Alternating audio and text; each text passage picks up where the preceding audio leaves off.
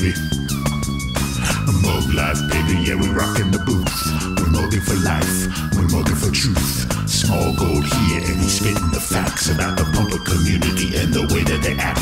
We're mugging for life, we ain't playing the games. We all know the lies and we all know the names, come on. Mugging for life. Mugging for life. Smaulgld. Hello and welcome to another Smaulgld live stream. It is Sunday evening, the 17th of February 2019, and that is a new intro tune for Smaulgld called Muggin' for Life by Mark Battaglia. Well, welcome Smaulgld Game Changers and Mug Stackers. Tonight's episode is called A Silver New Deal. Now, if you recall, last night we were talking about what might prompt silver to rise, and I have been harping on the fact that because silver has a much lower monetary profile than gold, that unless you really get some type of financial crisis and gold really moves higher, that silver's chances of moving higher are more limited.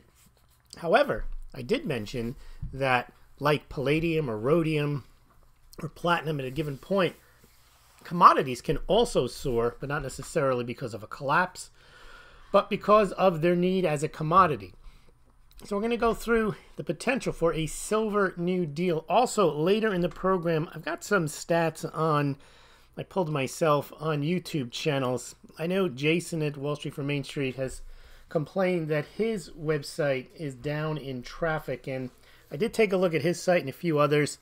Took a look at the subscribers that they have and the amount of traffic that they get and the number of views that they get. And indeed, his channel is doing less well than other channels similarly sized and also on a percentage basis. But we'll get to that towards the end, and we're also going to take care of this silver new deal. But first, let's take a look at where we are with the gold and silver prices right now. I just opened up the gold and silver markets. They're essentially flat, although holding at a good price. Gold is at $13.21, down 40 cents, and silver's at $15.74. That's down a penny, so not much of a problem there at all. Not really much movement.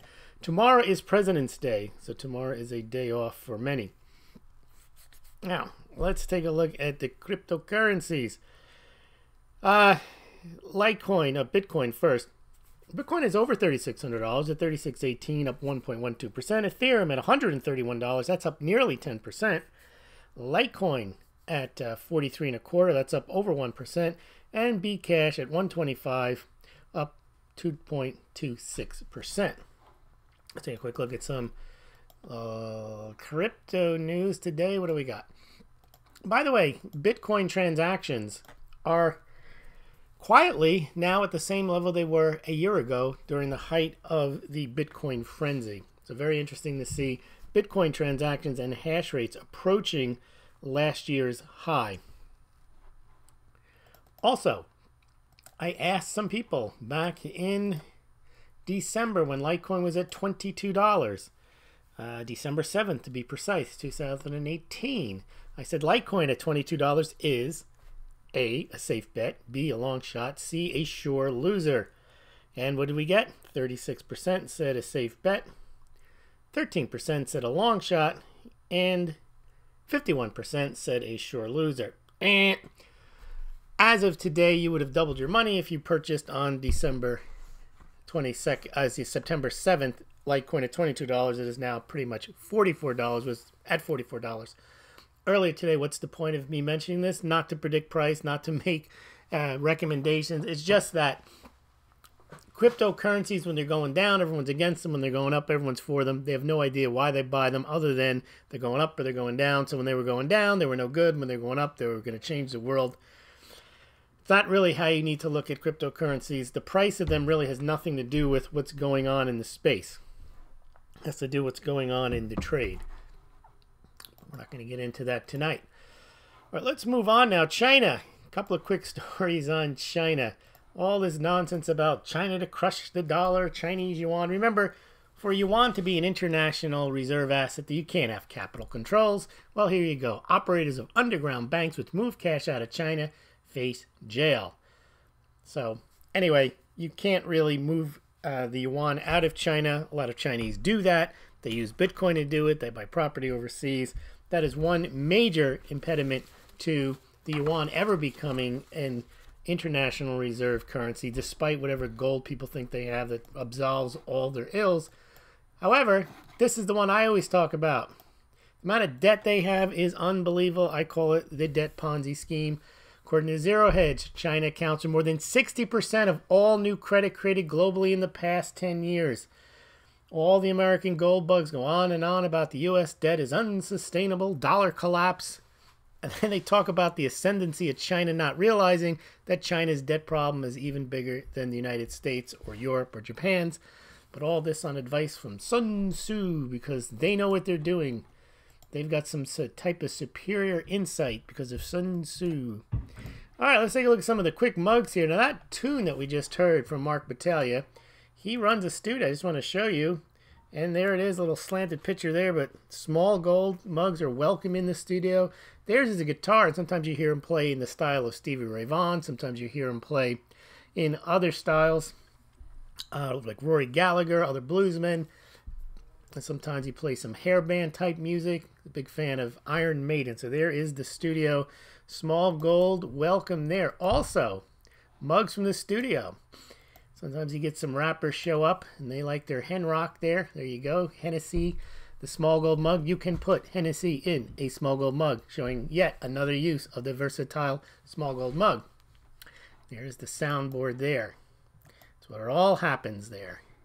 And of course, Mark does enjoy quiet moment at home with a classic those were super classic mugs we saw, but a Smaulgld classic mug for his cappuccino. All right, now, while we're on the mugs here, let's show you some mugs. Here you go. This mug is the Smaulgld Beer Stein, 22 ounces of heavy ceramic. That mug right there will fill nearly 2 full beer bottles and also serve as a defense weapon if so needed. Check the laws in your state about open carry and concealed carry of mugs. And just to show that you actually can put beer in Smaulgld mugs, there you go. There's the Smaulgld Beer Stein available on the Smaulgld site through the links are all below this video, this YouTube and this BitChute. And also there is the Smaulgld Frosted Beer mug. The one on the left is 22 ounces. The one on the right is 16 ounces. So make sure that you are leading your mug life. We'll get back to some more mug shots later. But let's just give you the Smaulgld beer mug, the Beer Stein. There it is. When it got arrested in stands about 5'7" tall. Make sure you pick those up at smaulgld.com. Well, you know what time it is. Yep. Uh-oh. We got a moron here. Presenting the distinguished international news commentator and foreign correspondent. This has been an extraordinary week in world affairs. No, I told Hillary Clinton that that's moronic. Oh my, this one is really moronic. Now, there's this woman, Katie Huey Burns, and she's recently joined, I don't know, maybe it's CBS, doesn't matter, one of the major news stations, and she's going to be on the campaign trail. I'm not going to show you the clip. It's 11 seconds of Kamala Harris trying on some sequin jacket, and all the women are around her, checking it out, and they're shopping with Camilla. I mean, how moronic is that? That this is a woman who's supposed to be taken seriously. She's going on the campaign trail. Maybe she's going to talk about her positions, and the journalists need to be there. No, she takes them shopping, and this woman thinks it's a good idea to fawn over her and say, when the campaign trail takes you to a boutique, and she sports a great sequin jacket for Kamala Harris to try on, and then she hashtags campaign fashion report. Like she's starting some type of new trend where she's going to go out with all of the candidates who so choose and try on clothes with them. Well, she kind of realized that maybe she didn't look too serious, so she then says, but you see, it's not really that moronic because these are women-owned small businesses. She's not just shopping frivolously. She's making a point here. She's going to women-owned businesses. So it's not just like she's just doing some type of shopping for sequin jackets. And of course, that didn't really cut the trick And then she had to go one step further. Well, they're not just owned by women. These are women who faced serious hardships growing up. Now the whole thing turns out from it's being a frivolous shopping trip where she really should be embarrassed that she's covering this as part of Kamala Harris's run for the presidency to, well, they're women-owned, and then they're women-owned facing serious hardships. Pretty soon they'd be women from battered shelters, and that would be the whole point of the story. And they saw entrepreneurship as a way out. This particular shop was also a nonprofit that helps disadvantaged people dress for success. So she's really trying to backtrack and make it sound, and they donate, 100% of their profits to who knows. But I don't know if that's what the campaign is going to be like. And these aren't even softballs. These are like fawning type interviews. They're going to ask you for what's your favorite color, what's your favorite music. Seems to be. All right, let's move on and let's talk about silver and the silver green new deal. Remember we had Alexandria Ocasio-Cortez comes out with the green new deal, and that is the new deal that it's not just about reducing carbon footprint. It's basically about eliminating fossil fuels in 10 years. It's also about socialism. It's not just about using the government to switch the ways that the country gets its energy away from fossil fuels and towards solar and towards wind power, but it's actually mandating, and there's no law on it, but this is just a proposal, that in 10 years that there is none, and that we eliminate air travel, we eliminate, this is in the thing, farting cows, because they have carbon emissions, and that people who are unable or unwilling to work will be able to have a guaranteed income. Now, where that comes in has nothing to do with green energy. That's just part of the whole socialist palaver. And so, let's take a look at that. We're not going to, there's no point in going through the Green New Deal. However, the Green New Deal gives us some insight into an element of the government and what they planned or wish to plan to do with respect to green energy. Now, green energy, what does that mean? Well, largely, that means solar, battery-powered, and turbine wind. Before we get to a national Green Deal, which we never get to, remember, these are proposals, and in fact, I would doubt something in the format that she put it in, where you'd have this master plan, 10 years. Not only do you have to go all green, you basically get rid of airline travel. You replace every building in the United States and retrofit it for green. It's really, it would create so much displacement of the economy that it wouldn't be worth doing, especially if the rest of the world wasn't doing it. It wouldn't really even have the biggest impact on the planet, assuming that the goal is to reduce the carbon footprint on Earth, not just in the United States. So even if the United States went through this and was economically disabled as a result, it still wouldn't do the trick. And getting it done in 10 years, far too ambitious, far too wacko, really. And that's why it's not a plan. So, however, that doesn't mean that some type of modified plan, some type of government plan where they try to do something more reasonable, which is through the government try to push out fossil fuels and set mandates on how much percentage of the electricity has to come from turbines, solar, and so on. Now, why do I mention this? Well, not because I'm not advocating this plan. What I'm highlighting, though, is that you had major senators, when I say major senators that are running for president, Gillibrand, Kamala Harris, Gillibrand from New York, Kamala Harris from California, Cory Booker from New Jersey, Mazie Hirono, I believe, signed on to this. Bernie Sanders, oh no, this is for the 1%. He signed on for it, and so did Elizabeth Warren from Massachusetts. Now, these people are in prominent positions in the Democratic Party, so it's not out of the realm of possibility, 2020, Trump loses or he wins and the Senate takes over, that some type of green energy bill might be passed and might get passed, especially if you had a Democratic president. Now, what that means is that for solar, there might be some big demand for silver. Now, let's go through, before we go to a national potential type of legislation, of which there is none, we must remember back in January, Kurt Ferguson of TS Metals mentioned, holy smokes, I completely missed this news last month, beginning in January of next year, every new home built in California must have solar panels on the roof. And he says another demand spike for silver. Now, at the time, and I still haven't done the research, that is true. They have this is going to start in 2020. What I haven't figured out is how many new homes are anticipated to be built in 2020 and in the coming years. And then how much, because the information you have out there is per kilowatt hour. It's not per panel. I'm trying to figure out how much silver is used per panel and then approximate how many panels would be used each year in the production of new homes. And that would give you some idea of some type of incremental silver demand from solar. That should be relatively significant, but I don't have an idea of how much it is. Now take that to a national level, and then you're starting to talk about large amounts of solar. Not necessarily large amounts of silver. I'm going to show you something here. This is something we all need to kind of think through and figure out together as to what the potential amount of silver that would be involved.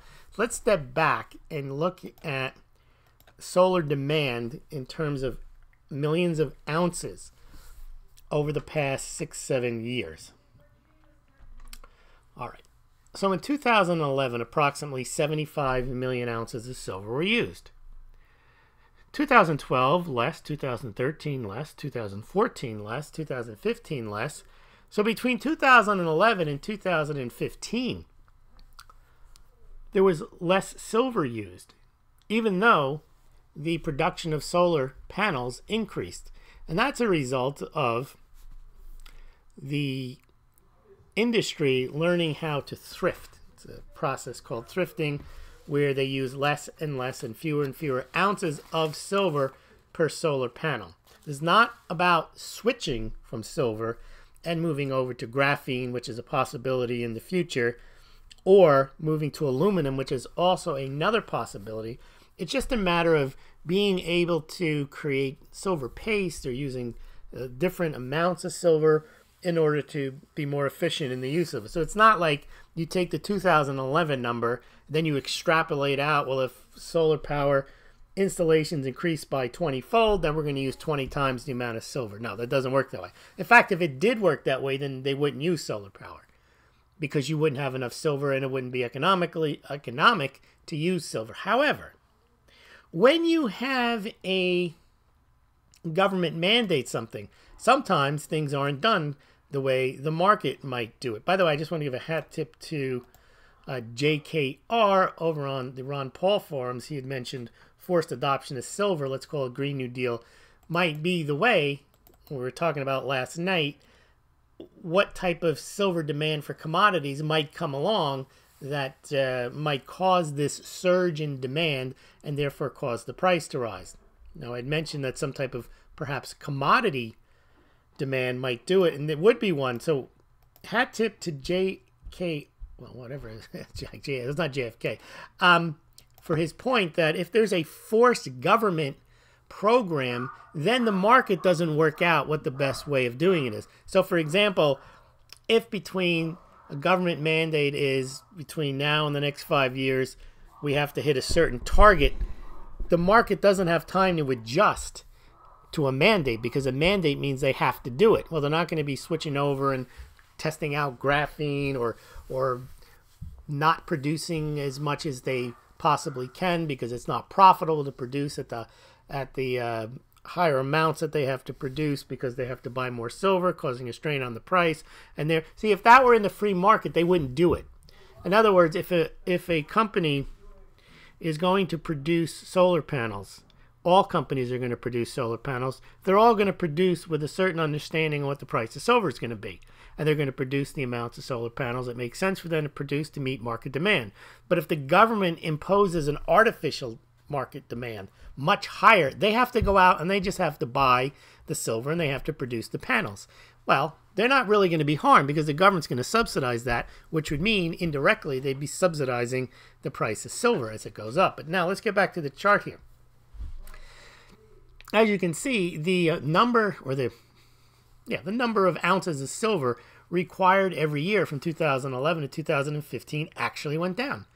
And it's not a big number because you're talking about overall about 1,000 ounces of silver supply every year. It's about 800 and something million ounces in mining, and then another couple of 100 million in secondary supply. It's recycled silver.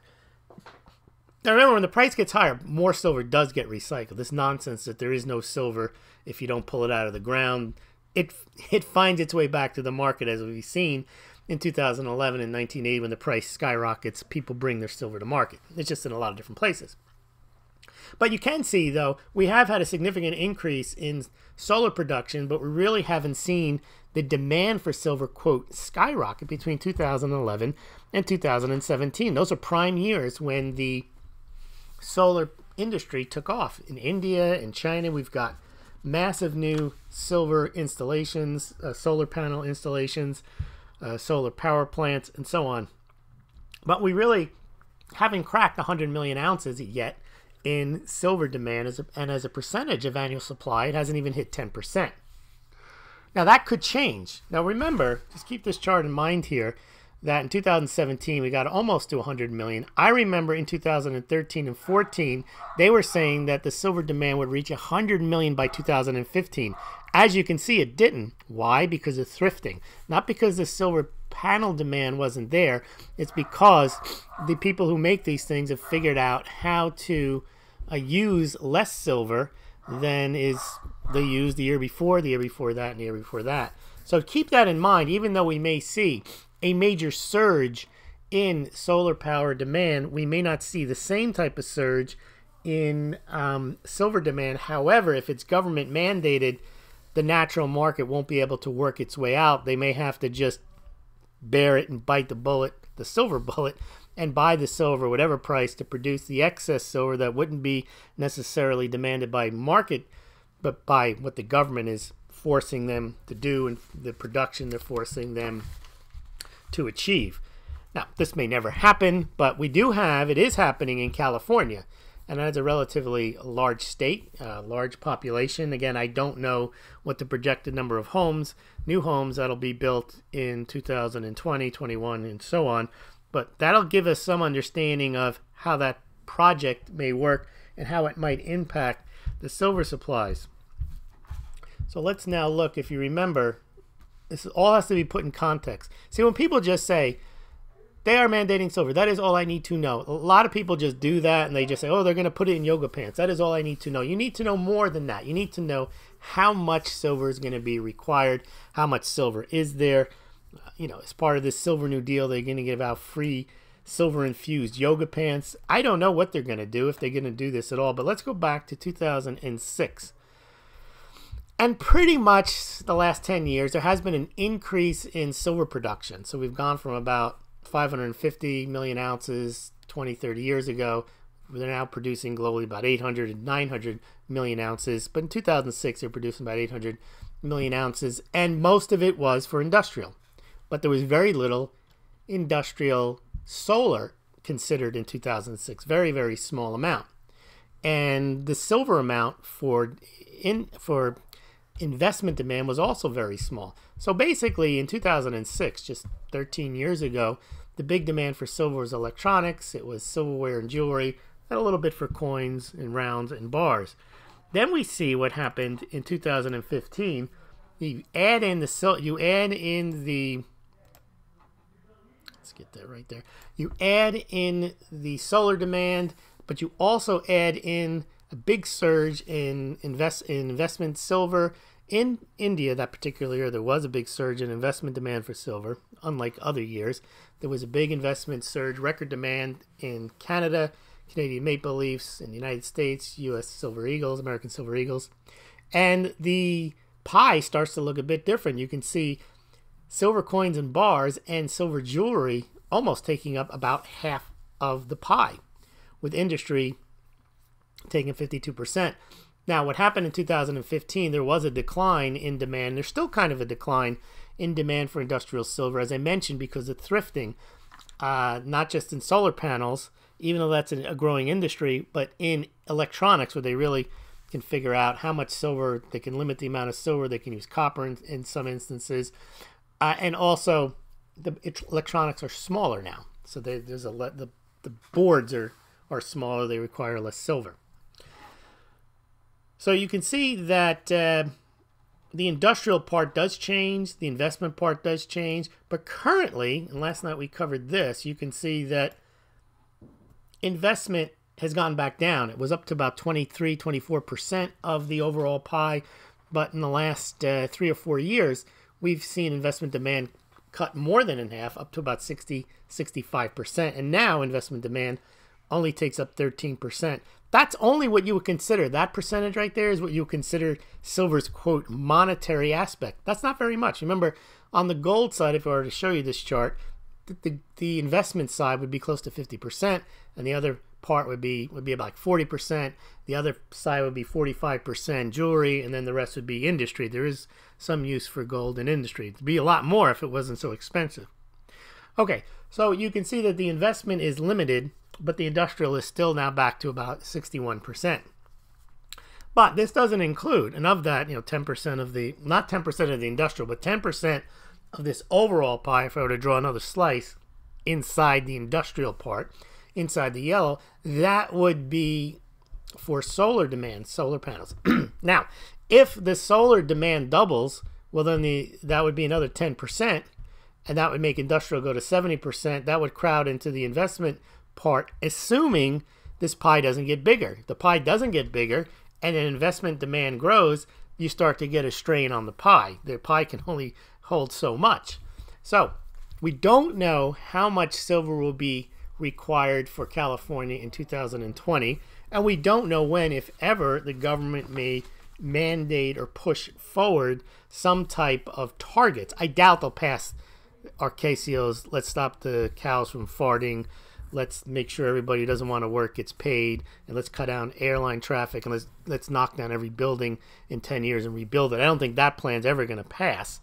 But something, I think, will pass, where there will be some watered down version. I mean, heavily watered down. They're not going to eliminate air traffic in 10 years and get rid of all the cows, and everyone becomes vegan, and everyone gets to do nothing and get paid and ride on high-speed trains. And okay, but something may happen that is going to increase the solar demand, and you may see something in something like the Paris Accord with other countries. We know India and China are increasing their solar panels, so there is going to be a certain increase in solar demand. That's pretty much baked in the cake. The question is how much silver they're going to use, how much thrifting is going to go on as a result of the amount of, knowing that they're going to have to use a lot of silver. Now, will they start to think about, well, if we want to accelerate this, and they do set government goals, where are they going to get the silver from? For example, in the United States, we talked about this last night. If the mines can't keep up, which they don't produce that much in the U.S., and let's say there's trade tensions with Mexico, a big producer, then they might start to go after certain of the stockpiles. I mean, once you decide something is necessary for a national endeavor. So, for example, World War II, if anyone remembers, from 1940, no, you don't remember, from 1942 to 1945, nickel was so valuable for the production of munitions and all types of military hardware that nickels did not have nickel in them during the war. They were actually made of silver, partially silver, and because the nickel was so valuable. So you could see a circumstance where they would need the silver and they might want to confiscate it. Now, I'm not saying this is going to happen, but it is possible if you have a very heavy-handed, very nationalistic type of proclamation or law that requires the country just to ramp up on this green New Deal, silver New Deal well, then you might have something like that where they have to go after the silver. Well, there's another spot they can go after it. Where's that? Well, that is in the silver ETFs, just piles of silver. And you can hear them now. This silver serves no useful purpose sitting in a warehouse when we've got to save the planet. All right, what does that do for the silver that individuals may have? Well, you could say, well, they could confiscate it. Absolutely. They could confiscate it for the greater good. Or they could decide to pay you for it, or they could put in a windfall tax, where you have made a windfall and you're an evil rich person and You're part of the 1% that's hoarding all the silver that's preventing us from saving the environment. They could say that, and then you'd have to turn over your silver and you wouldn't get the benefit of it. Now, all these are extreme examples of if the government actually goes on this single-minded purpose, like Kennedy trying to land a person on the moon by the end of the decade. They say we have to save the planet in 10 years. And the only way we're going to do that is to get rid of airplanes, eliminate the cows, take down all the buildings, rebuilding them up again, and convert everything to solar and air turbines. In that case, I would guarantee you, not that they would ever do that, but if they ever did do that, your silver would not be safe, because where are they going to get the silver from? And if they have to do it fast, it's not like they could just ramp up mining production that quickly. The price would, quote, skyrocket, because it would be in big demand. And it would, if it was so high and the government couldn't subsidize it, well, then they'd have to find a way to get a strategic stockpile of silver. They don't have one. So that's why I don't think they've thought this through. The plan is ridiculous on its face. But again, I don't think they're thinking if they want to have solar power. Currently, today, you can't produce that much in the next 5 years. The industry's not ready for it. Over time, I would imagine the industry could figure out how to grow into whether it makes sense, and eventually probably would thrift silver down to nanoparticles or into aluminum or into or graphene or something else. But that's not the state of play right now. If you wanted to kickstart the solar programs and up production, by 10, 20, 30 times, you wouldn't have time to innovate at all. You'd just be trying to grab as much silver and working the way you work currently, which is not how it would evolve if the government wasn't forcing. I'm not saying the government's going to do this, but that's what the Democrats, some of them, 4 or 5 major presidential candidates from the Democrats, want to do something like that. So let's see, is there anything else we didn't cover? I want to get your thoughts on all this. Yep. All right. Let's see what you guys are thinking about. Again, this is speculation. It's labeled as such. I'm not predicting silver set to skyrocket or anything like that. It's just that it is a potential. And generally, when you think of potentials, they're outlandish potentials. They're not what happens. Doesn't mean something else might not come up on the commodity side for the demand of silver, or maybe nothing comes up. So let's take a look at what you guys are saying and doing. All right. By the way, if you guys missed the intro today, we had a new song, a rap song, Smaulgld's Mug Life. Let's play it right now again. Yeah, Mug Life, baby.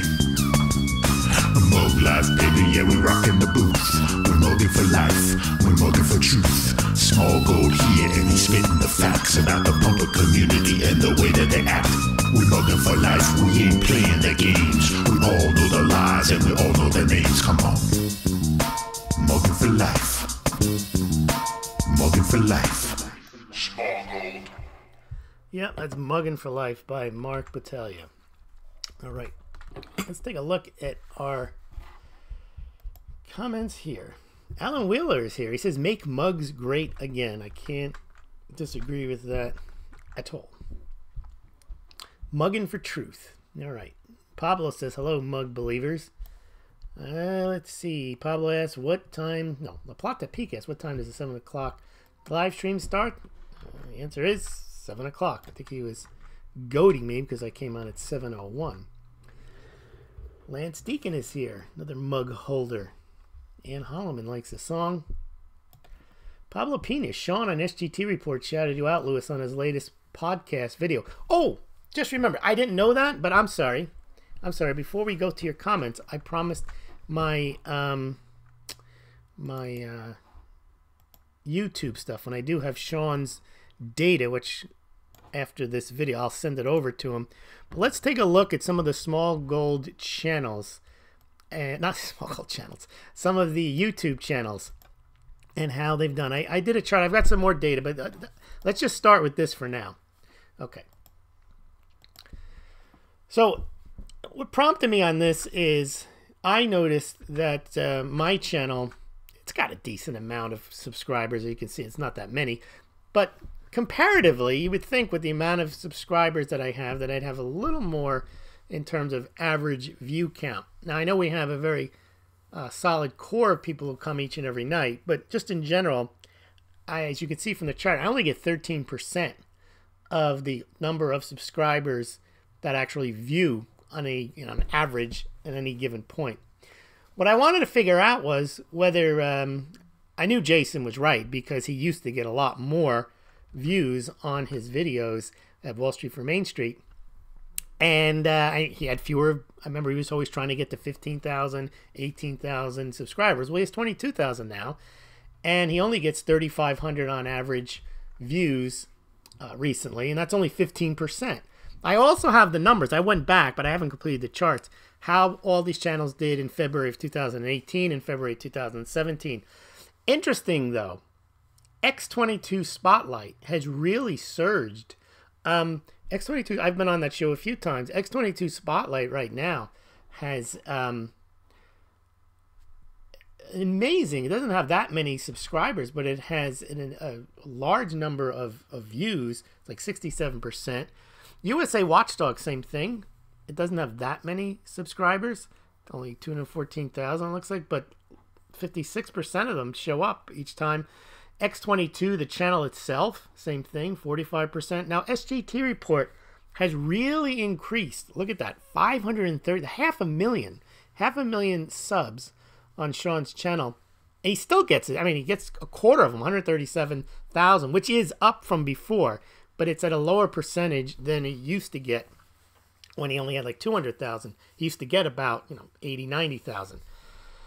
Silver Fortune does pretty well. He gets like 20% of his subscribers to show up, like 3,500 a night. Silver Doctors doesn't do bad. Same thing, 20%. Mark Dice has really been hit. His numbers are down. You can see only 18% of his 1.5 million join him. Wall Street for Main Street, again, he used to get 7,000 visits, views, and now he gets 3,500 on a larger subscriber base. Money GPS also down. Mineko 64. Again, he's got 22. He's pretty much in the same situation as Jason. Although I haven't completed his look back. I don't know if he ever did get the higher numbers. But again, he's only at 13%. Gregory Manarino, same thing. They're in the range that I'm in. Illuminati Silver, even worse. I mean, they've picked up their subscribers a bit, but only 10%. Now, the one channel you got to go, you go visit Salivate Metal, but Salivate Metal's been around. He at some point used to get 100, 200,000 views on his videos, and now he's got almost 20,000 subscribers, but he's averaging less than 1,000. Salivate Metal, and he's a great channel. He's on pretty much every night, and so anyway, I just threw this out there. I don't know what it means. I don't know. It tends to look like, to me, the larger your channel, the more likely you are to get, not obviously you're going to get more views, but that you're going to get a greater percentage of your subscribers coming in. So maybe it's something that YouTube does when you have a lot of subscribers. Maybe they leave the button on because they figure, see, a lot of people who are subscribed to Smaulgld, I've noticed the ones that show what they subscribe to, they're subscribed to X22 USA. They're subscribed to so many things that YouTube probably only feeds them the notifications on the larger channels, maybe. I don't know. I'm just throwing this out there. I don't know what this means. I just think it's interesting to see that Jason is right. His view count is down and his subscribers are up, and I don't know what the explanation for this. He may say that the explanation is because they don't like what he's saying. I don't know about that, because I'm sure they don't like what Sean is saying or what Dave is saying at X22 anymore, or the guests that USA Watchdog have on Greg Hunter. So I don't know what it is, but there are your numbers for you. I will try to put together the look back to February 2018 and 2017. And you can see some of the channels have grown and some of them haven't. All right. Sorry about that. Let's get back to... No, sorry I forgot to do that right away. I interrupted looking at the comments there. All right. Crypto bond or B trash, yes. I got a question. What do you think about platinum? Now everyone wants to talk about platinum. I'll do another poll, but I asked the Smaulgld game changers and mug stackers if they wanted me to do a full presentation on platinum. Most people said, no, thank you. I don't need to know anything about platinum. That is all I need to know. And that was it. So I didn't do it. Anyway, great pics. I don't know what the pics are. Oh, I guess they're pictures of what we were showing. Crypto Shrugged author is here. Haven't seen him in a while. All right, wait a minute. Let me get back to, you don't want to look at that chart. That chart's bowing. What you want to see is how you can, while you're listening, think about the way you're going to donate to Smaulgld. Oh, by the way, tonight only, I'm gonna have Johnny Litecoin help me, but I do want to do a Litecoin special. If you want to buy the Smaulgld Classic or Super Classic mugs, I will discount the mugs, and they'll still go out, first class shipping, priority shipping, 2-day shipping. But if you send your payment in Litecoin, I will discount both mugs 15%, and you just figure that out and you send the Litecoin. You can do that tonight if you want. You just have to shoot me an email and tell me that it's on the way. So let's say the Super Classic mug is $23.99. So if we were to do a discount on that, take $3.50 off that, so $23.99 minus 50.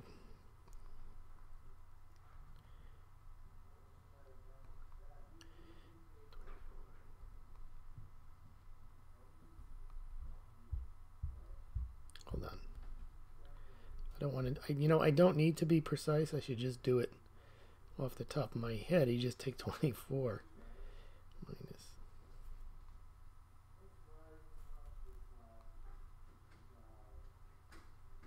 Yeah, that would be $20.50. So you can get the Super Classic mug if you send Litecoin for $20.50. And then the Classic, that's the red one there. And then the Classic mug, what you can do is take $3 off of that. That would be $17. So if you want the Smaulgld Super Classic mug and you're willing to pay in Litecoin, you can have that and shipped out tomorrow at $20.50. That includes, the shipping is like $7 or $8. So that's all included. And there you can get the Classic mug for $17. And the way you buy it is if you have Litecoin on your wallet, you hold up the your phone to the Q code, and then you type in $17 or $20.50. You pick the one you want. Send me an email. I'll come up with an ordering process so that you can do this automatically, but we can test it tonight if anyone's interested. All right, let's move on from that. And what else do we have here? Scott Wordle, throttling another factum on the conspiratorium according to Lionel. I don't know what that means. Uh-oh, we got a moron here. Okay, what else? La Plata Plank. Sometimes I think we just have to consider taking Bobby Knight's advice on socialism. Oh, yeah. Remember Bobby Knight? That was... Imagine he said that today. He said that... And actually, I think he was citing Confucius. And Bobby Knight, I believe, was some type of tennis player. He was an old tennis player at the time. Spartacus. I forgot about him.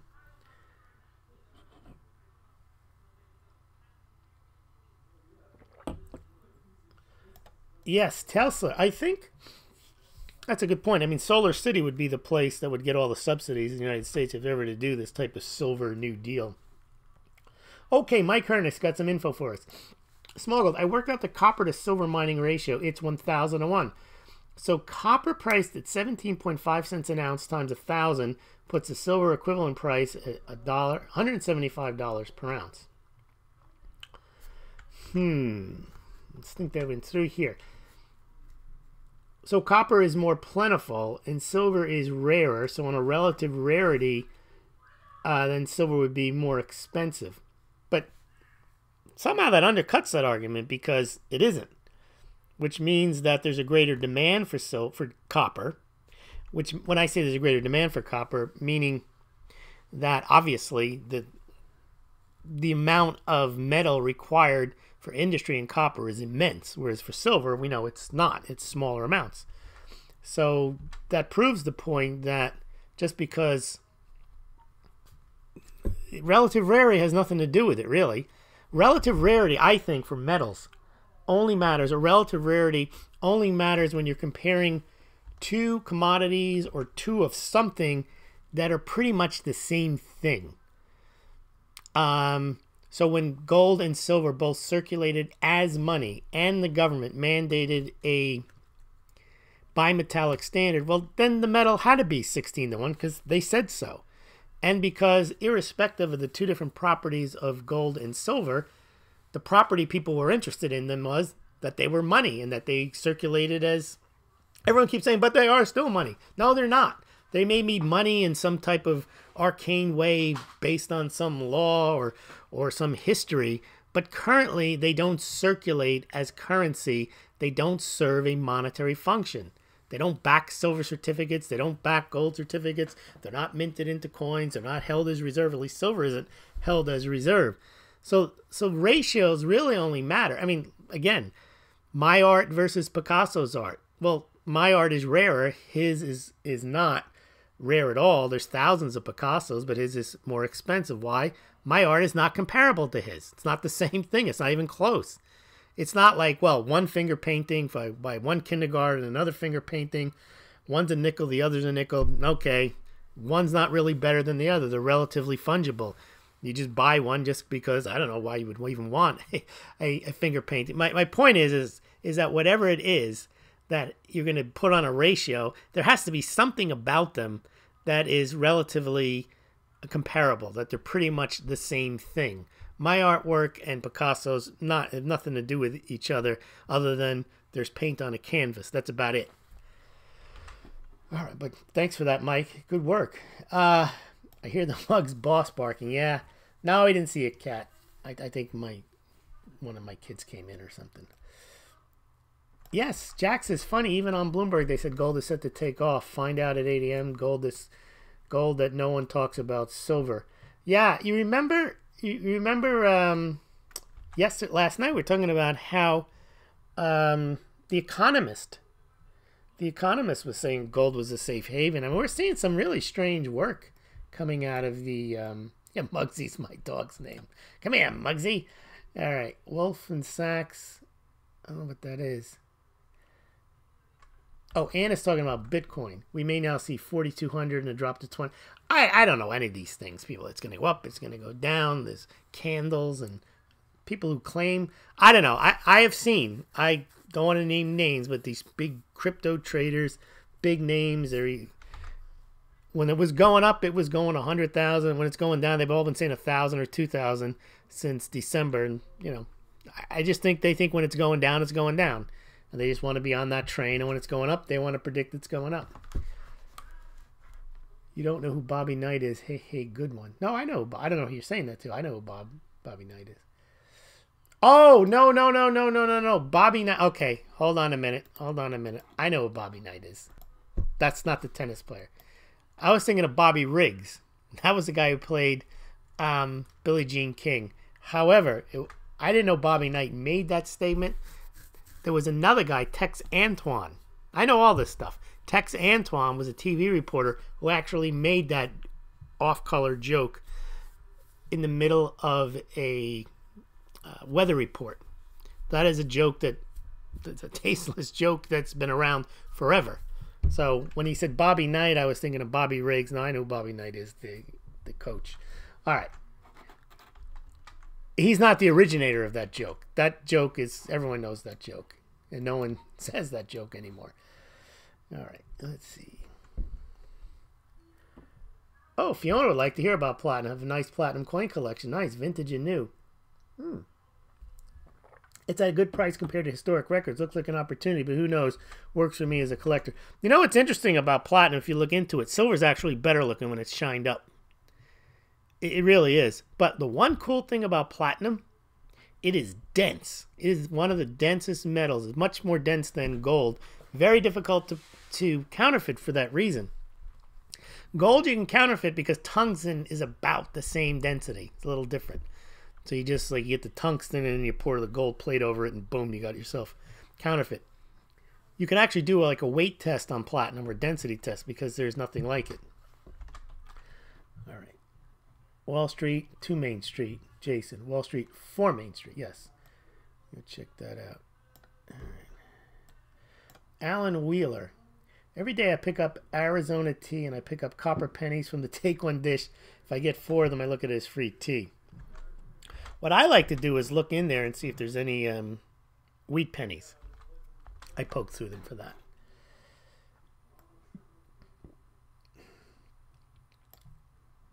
Alan Wheeler. Wolfman is another Silverstack channel, more on the entertainment side. Pretty funny. Don't know that channel, Alan. I'll have to check that out. Lewis, you should know Lionel Nation. Yeah, I know him. He's the young guy. He talks like this. He's got a beard. Yeah, I know him. Yep. Doesn't have your brain. Doesn't have your brain. Just pizzazz, just saying. Well, he's lucky he doesn't have my brain. Brazanti Girl says, what does she say? Wall Street for Main Street and Smaulgld are my favorites. Also the Market Muddle, Macro Voices, Real Vision, Macro Muddle, Real. Yeah, I'm not a big fan of Real Vision. I think it's very, very high on production. It's like they put a lot of money into it, all the lighting. Not some of the guests. I would just say it's overrated. I wouldn't pay for it. You can listen to Smaulgld. I think a lot of them are a lot of great channels out there. I just don't like a channel that's out there spending millions of dollars to. I don't know what they spend, but it looks like they spend a lot of money to produce content, and they go into subscription, and then everybody says, "Oh, this is great, this is great," and everyone tells each other they're great, and I just haven't seen much of it because it costs money. All right, let's see. That's it. All right, Market Muddle. Is that it? Yes, that is it. All right, everyone. Well, I want to thank you very much for joining me, and for especially those who join me each and every evening. Yes, you do. Each and every evening. Those who send me pictures of yourselves with your dogs, or just your dogs and your Smaulgld mugs.